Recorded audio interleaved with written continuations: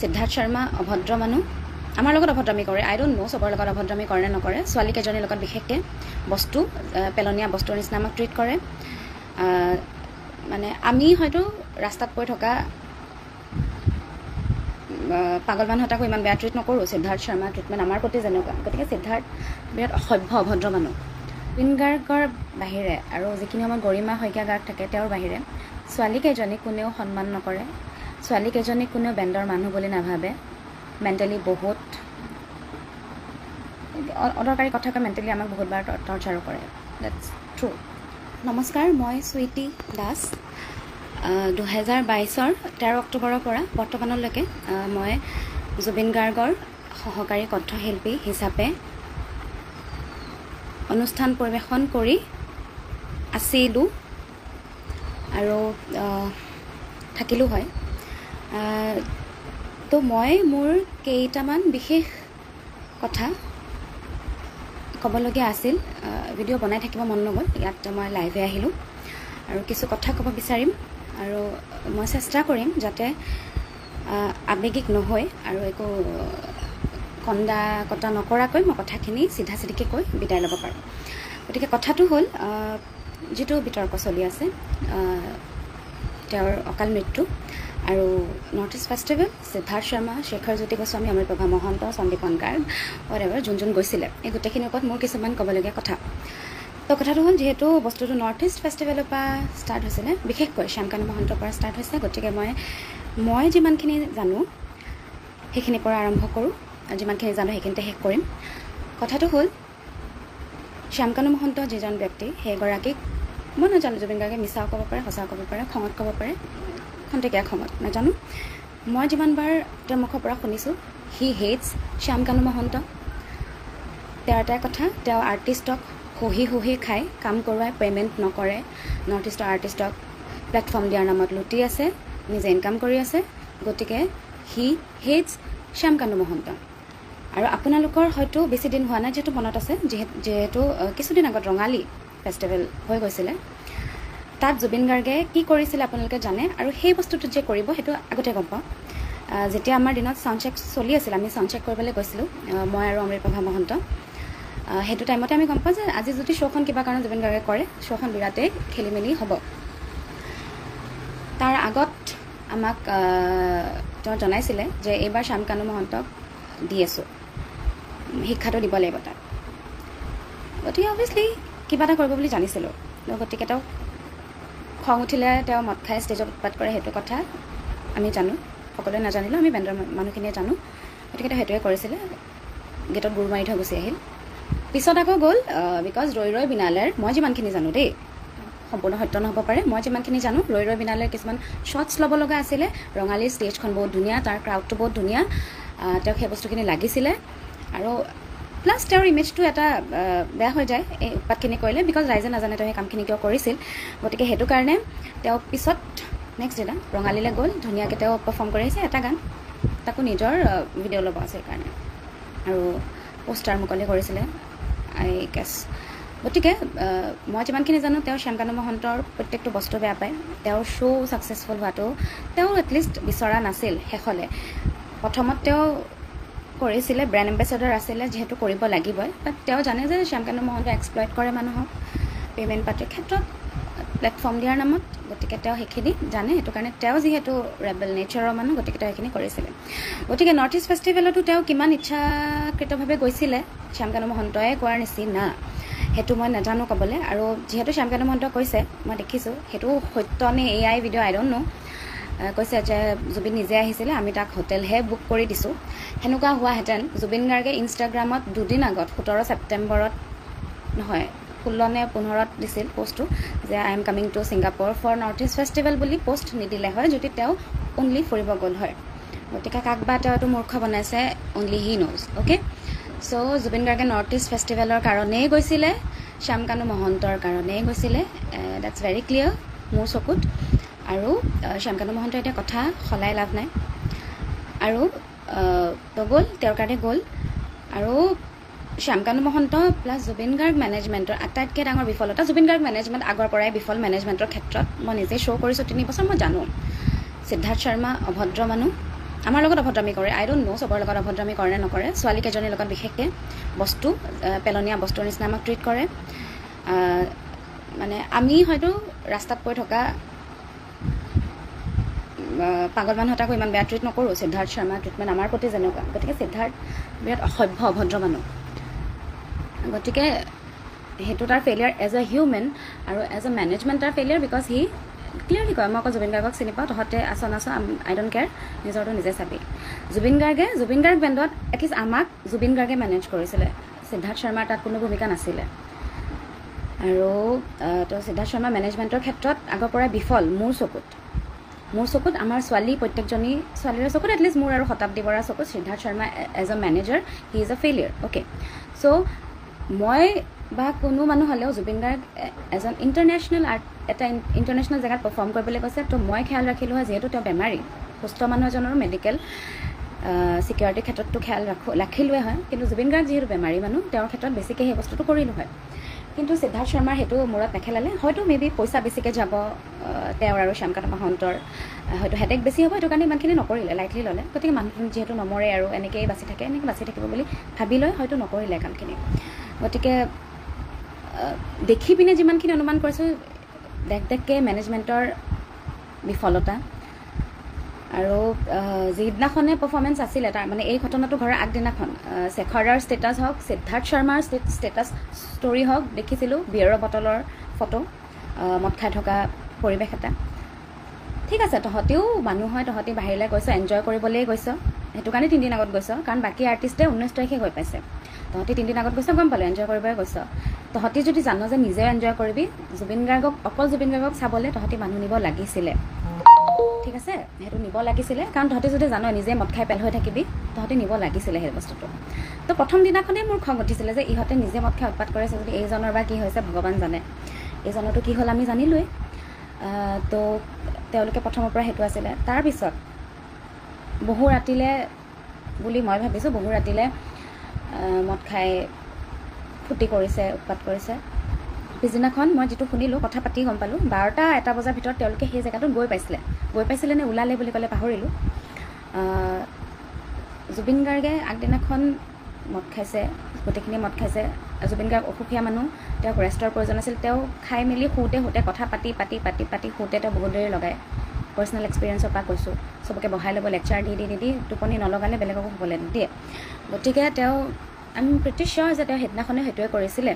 গতিকে তেওঁৰ শোৱা টাইমটো বহুত কমিছে। মানুহজনী যেতিয়া শুৱে 10, 12, 13, 14 ঘণ্টা শুৱে। তেওঁ যদি 12টা পৰা 1টা বজাৰ ভিতৰত যদি ঘৰৰ পৰা মানে হোটেলৰ পৰা ওলাই সেই জেগাটোলৈ গৈছে, তাৰমানে তেওঁ বহুত কম টাইম হৈছে সেইটো। দেন জুবিন গাৰ্গ বহুত পাৰ্টিকুলাৰ হয়, তেওঁ কি মদ খাইছে ক্ষেত্ৰত। তেওঁ অকল হুইস্কি খায়, হুইস্কিও পাৰ্টিকুলাৰলি ব্লেক এণ্ড হোৱাইট। তেওঁ বেলেগ মদ নাখায়, আৰু যিটো সময়ত তেওঁ ভুলক্ৰমে বেলেগ মদ খাইছে, লগৰ লগত পৰি, লগৰ মানুহে এপ্ৰ'চ কৰাৰ পিছত বা কোনোবাই গিফ্ট দিয়া বুলি, সেইটো সময়ত এপেক বা দুপেক খোৱাৰ পিছত জুবিন গাৰ্গৰ অৱস্থা অতি শোচনীয় হৈ পৰে। জুবিন গাৰ্গে ক'ব নোৱাৰে তেওঁ কি কৰি থাকে, কাৰণ তেওঁ হেণ্ডেল কৰিব নোৱাৰে, কাৰণ তেওঁ অকল হুইস্কি খায়, অকল ব্লেক এণ্ড হোৱাইট খায়। চ' ছিংগাপুৰত হয়তো তেওঁৰ এই বস্তুটো সলনি হৈছে, তেওঁ বেলেগ মদ বেলেগ কিবা খাইছিলে। আৰু অভিয়াছলি চবতে আৰু চব বস্তু মেবি পোৱা নাযায়, মোৰ মদৰ বিষয়ে একো জ্ঞান নাই, গতিকে মই নাজানিম দেই এইটো কথা। তো তাত তেওঁ খেলি মেলি কৈছে, অভিয়াছলি তাৰ নিচাটো বেলেগ হ'ব। দেন পিছদিনাখন গম পালোঁ বিয়েৰ খাইছে জুবিন গাৰ্গে। মই জনাত বিয়েৰ খোৱা মই জুবিন গাৰ্গক দেখা নাই। তেওঁ মোক এতিয়াও কয়, মই যেতিয়া কওঁ পেটটো ওলাইছে, তুমি পেটুৱা হৈছা বুলি যেতিয়া কওঁ, সেই নহয়, 2 বছৰ 3 বছৰ আগতে এদিন বিয়েৰ খাইছিলোঁ, পেটটো ওলাই থাকিল। তেওঁ সেইটো ডাইলগ দিয়ে। গতিকে তেওঁ বিয়েৰ মই জনাত নেখায়, ইমান সঘনাই। ঠিক আছে, তাত খালে গম পাইছোঁ, কিন্তু একেটাই কথা, তেওঁ যিহেতু অভ্যাস নাই, তেওঁ নোখোৱা বস্তু এটা খুৱাব নালাগিছিল, খাই নথকা বস্তু এটা। তাৰপিছত নিচাত থাকিলে মানুহজনে কিবা কৰি ফুৰে, সেইটো তেওঁ বুলি নহয়, আপুনি ময়ো কিবা কৰিম নাজানো। তাত পানীত ডুবি মৰাৰ, মদ খাই যদি মই পানীত ডুবো, ময়ো আজি 100% ডুবি মৰিম, যদি মোক কোনো মাৰোঁ বুলি নামাৰেও। গতিকে এইখিনি বস্তু খেয়াল ৰাখিব লাগিছিলে। ভিডিঅ'টোত যি দেখিছোঁ, সিদ্ধাৰ্থ শৰ্মাই অলৰেডি নাৱত গৈ নাও চলাই আছে, শেখৰদা অলৰেডি তলত আছেই, তাৰপিছত জুবিন গাৰ্গ নামিছে। গতিকে তাত চাবলৈ তেওঁক নাছিল। অমৃতপ্ৰভা মহন্তই কোৱা মতে তেওঁ অলৰেডি ওপৰত গৈ লগৰ বেলেগ এজনী ছোৱালীৰ লগত তেওঁ প্ৰাকৃতিক দৃশ্য উপভোগ কৰি আছিলে, নেচাৰ। তাৰ ফটো উঠি বোলে কি হওক আৰু, নতুন জেগা এটা দেখি এক্সাইটমেণ্ট হয়, মোৰো হ'ল হয় চাগে। মই গৈছোঁ তেওঁৰ লগত বহুত নতুন জেগাত, মই ষ্টিক কৰোঁ বাৰু তেওঁৰ লগত, কাৰণ মই বৰ বেছি ঘূৰি ফুৰি ভাল নাপাওঁ, মই ইণ্ট্ৰভাৰ্ট হয়, সেইটো মোৰ পাৰ্চনেল চইচ। তাই গৈছিল, তাইৰ সেইটো নিজৰ চইচ, তাইৰ দায়িত্বও নাছিল, মেনেজমেণ্টৰ হয়। আৰু মেনেজমেণ্টৰ দায়িত্ব হয় বুলি সিদ্ধাৰ্থে নিজে কয়। গতিকে দেখিছোঁ সিদ্ধাৰ্থ শৰ্মা আগত কৈ অলৰেডি নাও খেলত ব্যস্ত। কোনোবাই পিছফালৰ পৰা কৈছে অবৈধা মাৰো বুলি। গতিকে বহুত ধুনীয়া এটা পৰিৱেশ আছিল। তাত গৈ পিনে তেওঁ যেতিয়া পানী ডুবিছে, তেওঁক কমপ্লিটলি অকল জুবিন গাৰ্গক মনিটৰ কৰাকৈ তাত কোনো মানুহ নাছিলে। গতিকে ইয়াত পৰিকল্পিত হত্যাকাণ্ড বুলি মই ক'বই নাযাওঁ। ইয়াত কেয়াৰলেছনেছৰ কাৰণে মানুহটো মৰিলে। মানুহটো নিজক লৈ বহুত কেয়াৰলেছ হয়। তাত গৈ থকা মানুহকেইটা ফূৰ্তিত ছিংগাপুৰ বুলি অতি ভাহি ইমান কেয়াৰলেছ হৈ গ'ল।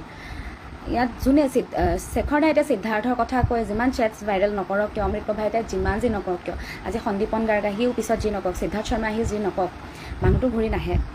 প্ৰথম কথা, ডিপ ডাউন দে ন' যে তেওঁলোকৰ কেয়াৰলেছনেছৰ কাৰণে মৰিছে। মই এইটো নাই কোৱা, তেওঁলোকৰ ইমান দম নাই কাৰোৱে যে জুবিন গাৰ্গক ক'ৰবালৈ নি মাৰি পেলাব। মাৰিম বুলি ইণ্টেনশ্যন তেওঁলোকে নিয়া নাই। I am very clear about date. ঠিক আছে, কিন্তু তেওঁলোকে জানে তেওঁলোকে ইমান দিনে জুবিন গাৰ্গক এলা পেচা মানুহ টাইপ ট্ৰিট কৰি আছিল, আৰু বাহিৰত যোৱাৰ লগে লগে জুবিন গাৰ্গ নৰ্মেল মানুহ হৈ গ'ল। আৰু ক'ত জুবিন গাৰ্গ? অসমতেই চাগে মনত থাকে যে হি ইজ জুবিন গাৰ্গ, বাহিৰত যোৱাৰ লগে লগে পাহৰি গ'ল যে হি ইজ জুবিন গাৰ্গ। গতিকে সেইটো কাৰণে without medical team, without security, আজি কোনোবাই গুলিয়াই মাৰিব পাৰিলে হয় জুবিন গাৰ্গক, হয় নাই? শত্ৰুতা থাকে, একো চিকিউৰিটি নাছিল। তেতিয়া সেই একেটাই গাফিলতি মেনেজমেণ্টৰ, ইনকেপেবল, নিজকে এনে অভদ্ৰ মেনেজাৰ কেতিয়াও কেপেবল হ'ব নোৱাৰে ন। মই দেখিছোঁ, আমি যেতিয়া মনগীতত আফটাৰ পাৰ্টি চলি থাকে, লেকচাৰ চলি থাকে, মই দেখিছোঁ অংগৰাগ পাপন মহন্তৰ লগত বাদশ্বাহ তালুকদাৰ কেনেকৈ লাগি থাকে। তাত বিৰাট বেলেগ এটা মাহল হৈ থাকে। কিন্তু মই দেখিছোঁ বাদশ্বাহ তালুকদাৰ মেনেজাৰ বুলি মই তেওঁকে দেখিছোঁ, তেওঁ কেনেকৈ থাকে মানুহৰ লগত। গতিকে বন্ধ কৰা। গতিকে ইয়াততো সিদ্ধাৰ্থ শৰ্মাক দেখিলোঁ মেনেজাৰৰ নামত, মেনেজমেণ্টৰ নামত কি কৰিছে। গতিকে সেইটোৱে মোৰ ক'বলগীয়া, এইটোৱে যে আই এম 200% চিয়'ৰ যে তেওঁলোকে মাৰোঁ বুলি মাৰা নাই, কোনেও সেইটো সাহস নকৰে। আৰু তেওঁলোকৰ গাফিলতিৰ কাৰণেই মৰিছে। তেওঁলোকে ভবা নাছিল একচুৱেলি মৰি যাব বুলি মানুহজন। আৰু যিহেতু জুবিন গাৰ্গে সিদ্ধাৰ্থ আৰু শেখৰক সাঁতোৰা শিকাইছে, গতিকে তেওঁলোকে ভাবিছিল যে জুবিন দাইটো পাৰে, সাঁতুৰিব পাৰিব। কিন্তু পাহৰি গ'ল যে মানুহজনৰ বেমাৰ, সেই 2020 মানৰ পৰাই আই গেছ পাহৰি গ'ল যে মানুহজন অসুস্থ, পাহৰি গ'ল মানুহজন নিচাত আছে, কাৰণ নিজে তেওঁলোকে ক'ব নোৱাৰা হৈ আছে। গতিকে তেনেকুৱা ধৰণৰে কথা আৰু কিনো ক'ম। গতিকে এই কাৰোবাৰ অলপ ফূৰ্তিৰ কাৰণে ইমান ডাঙৰ মানুহ এটা হেৰাই দিলোঁ। তেওঁলোকে বুজি নাপালে ইমান ডাঙৰ মানুহ এজনক হেৰুৱালোঁ আমি। আৰু গোটেইবোৰ বিৰাট পজিটিভ জুবিন গাৰ্গক লৈ অসমত বেলেগে কাঢ়ি দিব বুলি। তাত যিহেতু তেওঁলোকে জানিছিল তেওঁলোকৰ পৰা এটেনশ্যন লৈ যোৱা মানুহ বেলেগ নাছিল, গতিকে তেওঁলোকে হ'ব এতিয়াতো কোনো ওচৰত নাই, তই যি কৰ কৰি থাকে, এনেকুৱা টাইপ হৈ গ'ল। জানো ন চবকে ইমান দিন পাইছোঁ, তিনিটা বছৰ জুবিন গাৰ্গক পাইছোঁ, তেওঁলোককো সমানেই পাইছোঁ। জানো Zubeen Garg is a very careless person. আৰু তেওঁৰ আগৰ গৰুটো যিফালে যায় পিছফালৰ গৰুকেইটা সিফালে যাব। তেওঁৰ লগত থকা প্ৰত্যেকজন মানুহ সিমানেই কেয়াৰলেছ। আৰু জুবিন গাৰ্গ অহংকাৰী নহয়, সেই মানুহকেইটা বহুত অহংকাৰী, পজেচিভ। জুবিন গাৰ্গক লৈ পজিটিভনেছতে মৰিলে।